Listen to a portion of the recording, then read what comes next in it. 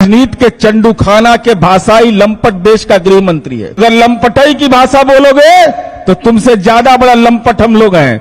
ज्यादा लंपट की भाषा हमको बोलने के लिए आती। भाई माननीय राजीव रंजन जी, पार्टी के प्रदेश के प्रवक्ता मंजू महाराज जी, भाई अभिषेक झा जी, हिमराज राम जी, अन्नू प्रिया जी, डॉक्टर सुनील जी, राहुल जी, आज के का ये संवाददाता सम्मेलन चूंकि देश के गृह मंत्री आदरणीय अमित शाह जी कर्नाटक के राजनीति के चाणक्य माने जाने वाले और हनुमान जी का गदा शरीर पर बर्दाश्त करते हुए राजनीतिक बेचैनी के तहत बिहार आगमन हुआ। जब यहां विपक्षी पार्टियों की बैठक हुई उसके बाद आज उनका यहां पर दौरा हुआ और आज एकादशी दिन था और राहु काल शुरू हो गया था 2:07 से।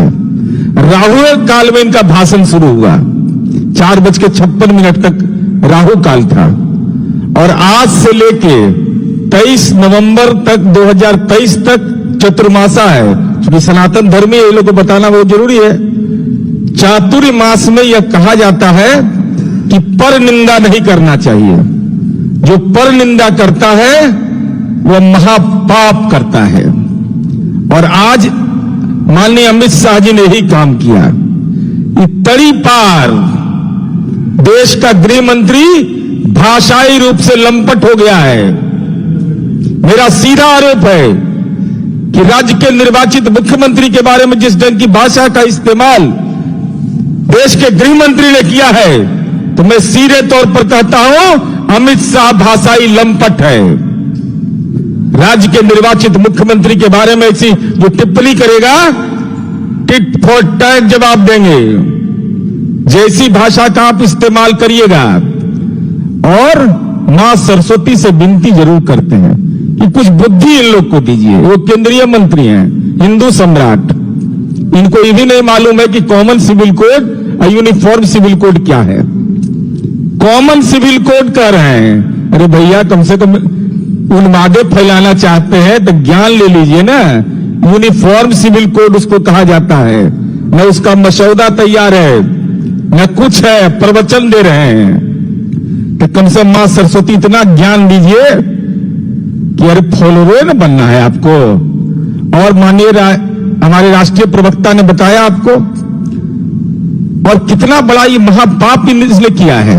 इनके स्थानीय नेताओं ने बिहार के प्रथम मुख्यमंत्री डॉक्टर श्री कृष्ण सिंह का याद दिलाया, लेकिन ये देश का गृह मंत्री इतना अहंकारी है कि राज्य के प्रथम मुख्यमंत्री को नमन तक नहीं किया। इसके पहले हिसुआ में भी नमन नहीं किया था। आज वहां श्रीवाऊ का क्षेत्र था, वहां भी उनको नमन नहीं करना मंजूर किया, क्योंकि अहंकार चरम सीमा पर है। और हम यह जानना चाहते हैं, जांबाज नौजवान बोल रहे थे, लज्जा नहीं लगता है अमित शाह? जमालपुर का रेल कारखाना किस स्थिति में है? जमालपुर का लोको सेट किस स्थिति में है? कितने स्वीकृत पद थे और कितने पद पर आज कार्यरत हैं? नौजवानों को रोजगार देने का वादा किया था, क्या हुआ उस रोजगार के वादे का? रोजगार के वादे के तहत आपने यही काम किया ना कि आपने electric loco set, memo set और टावर कार, जो हमारा प्राचीन विरासत था हिंदुस्तान, आजाद हिंदुस्तान का, वो समाप्ति के कगार पर है। तो रोजगार की बात आप नहीं करते। भारत माता की जय, तो भारतीय माता का बेटा था ना, वहां नौकरी कर रहा है। 40,000 स्वीकृत पद थे, आज मात्र 7,000 ही लगभग स्वीकृत पद रहे। आखिर ये क्या हो रहा है? अप्रेंटिसशिप के लिए देश भर के नौजवान हमारे यहां आते थे जमालपुर में, वो बाट चोर है आपका। इनको विदेश में राष्ट्रीय अध्यक्ष इनका पैर छूटा है। और हिम्मत है अमित शाह जी और भारतीय जनता पार्टी के नेता में। तो 2013 में जो 6 कार्यकर्ता आपके मारे गए थे, वो भी आपका ऑटोग्राफ लिए थे। और नरेंद्र मोदी ने जाकर कहा था कि नौकरी देंगे, परवरिश करेंगे। कलेजा में दम है तो जाइए उसके घर पर, जाइए उनके घर पर। 6 परिवार आपका बाग जो रहा है, विधवा मां, पिता उसके, पिता अगर नहीं है तो उसकी मां विधवा है, बेवा है, उसके बच्चे अनाथ हो गए।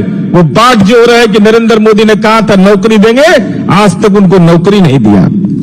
और ये टाल के इलाका में गए थे। हम लोगों ने सुबह में ये अनुरोध किया था कि भाई स्वामी सहजानंद सरस्वती और पंडित कार्यानंद शर्मा की ये भूमि है, तो उनको राष्ट्रीय स्तर पर पुरस्कार से नवाजिए। एल्थोसिल ले लिए, जीवान कैद खाना में कैद हो गया, गोलियों ने निकल रहा था। अब कितना अज्ञानी इस देश का गृह मंत्री तड़ी पा रही है। वर्षापात को कह रहा है कि आंधी हो रहा है। अरे आंधी और पानी में अंतर नजर नहीं आता है। अरे इतना भी ज्ञान नहीं है कि ज्ञान की भूमि है। आंधी आ रहा है, कहां आंधी आया? लखीसराय में आंधी आया था कि पटना में आंधी आया था? हाँ, राजनीति की आंधी आई है। तो जिसको आंधी या वर्षा में अंतर समझ में नहीं आता है, उसको इस देश कितना समझ में आएगा, ये तो स्पष्ट रूप से समझने की जरूरत है। साथ ही साथ हम यह जानना चाहते हैं कि टाल का इलाका है, 1 लाख हेक्टेयर से ज्यादा।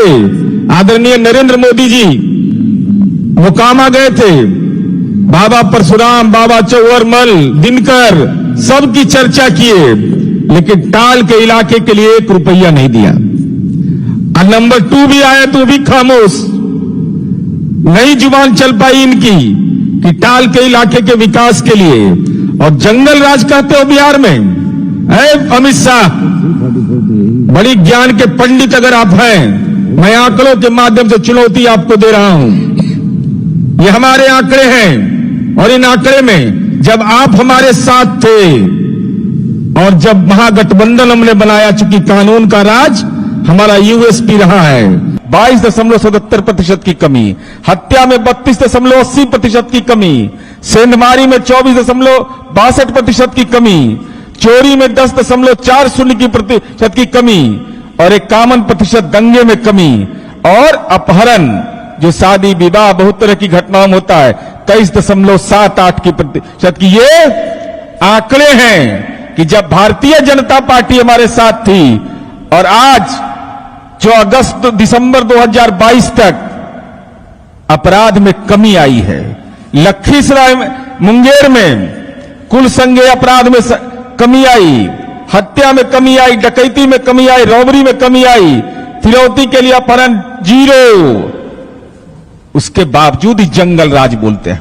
अरे जंगल राज के नायक तो तुम हो, देश का गृह मंत्री है, जो देश विरोधी संगठन, जो देश को खंडित करने की योजना बना रहा था, पीएफआई, उसका कार्यालय दिल्ली में खुलवा करके रखे हुए थे।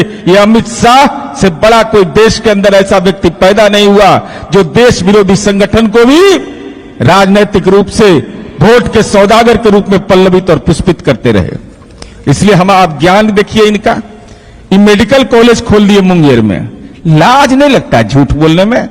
बताइए, हम बार बार बोलते हैं कि गीता पर हाथ रख के बोलो, गीता पर हाथ रख के, फिर झूठ बोल दिया, असत्य बोल दिया, कह दिया कि सो हम मुंगेर में मेडिकल कॉलेज, अरे 638 करोड़ रुपया हम दिए हैं, बिहार सरकार की पूंजी है, लेना न देना छुच्छे फूलेना वाला हाल है।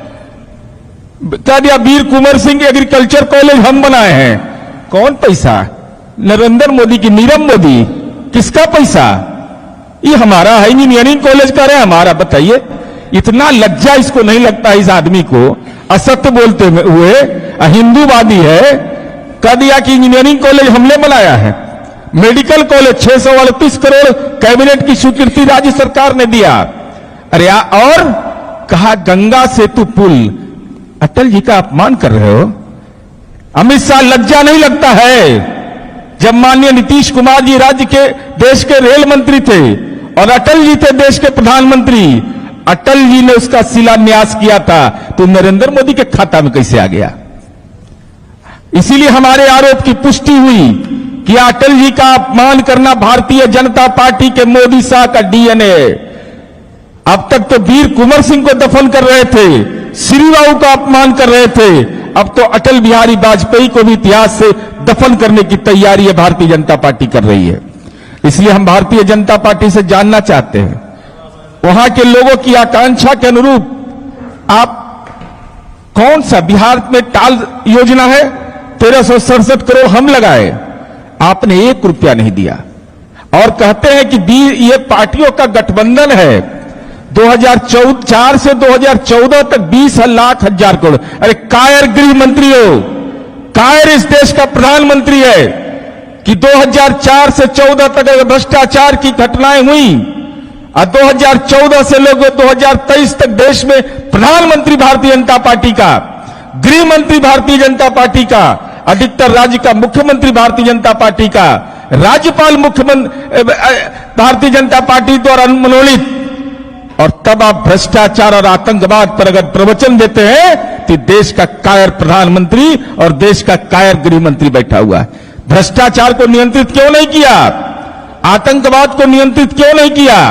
धारा 370 पर प्रवचन देते हैं, झूठ बोलते हैं। मेरा सीधा आरोप है कि देश का गृह मंत्री जो तड़ी पार है, जो भाषाई रूप से विकृत हो गया है, वह कहता है धारा 370 खत्म हो गया। बताइए, धारा 370 खत्म हो गया है।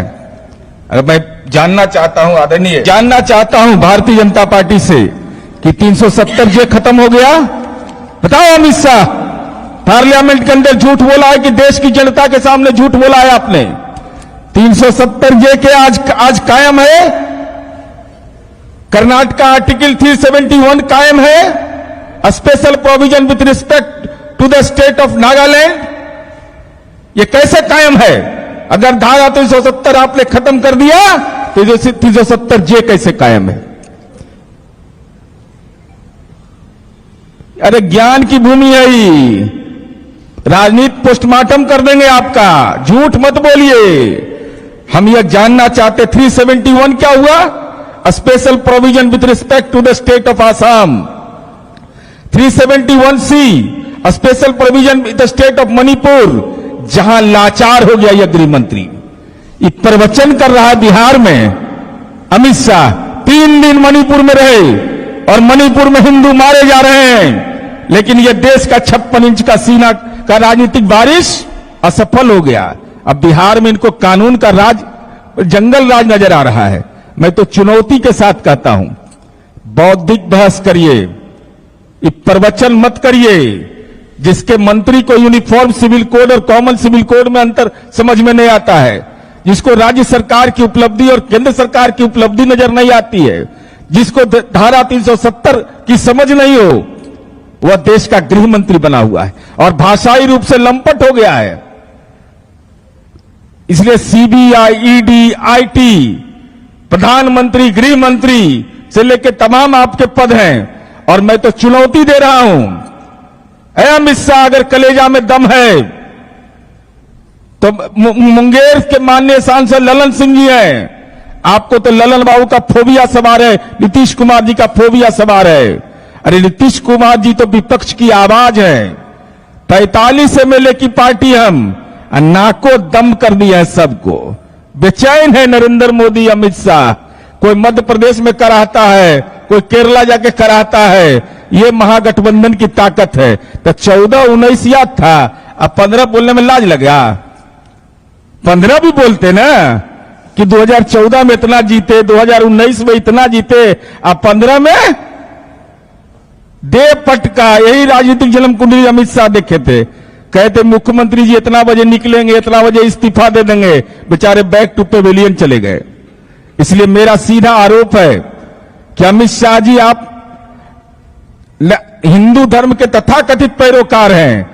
अशोक धाम को अशोक गुफा कह दिया, इतना भी जानकारी नहीं। भगवान, हमारा घर है, हमको तो इतना लाज लगा, बोल रहा था अशोक गुफा है। वह अशोक धाम है, स्वतः भगवान शंकर का उदय हुआ है वहां पर।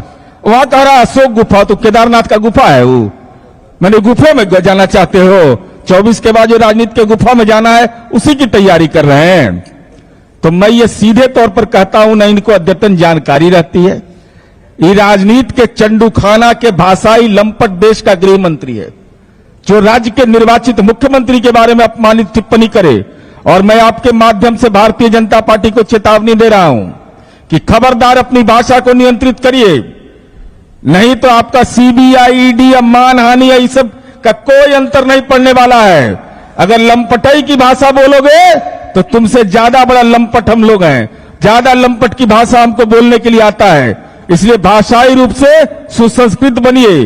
नीतिगत सवाल पर मतभेद रखिए, नीतिगत सवाल पर नजरिया रखिए, और असत्य जब बोलिएगा तो आपका तो राजनीति का पोस्टमार्टम करते रहेंगे। जब जब आइएगा तब तब आपका झूठ का मशीन पकड़ने को तैयार।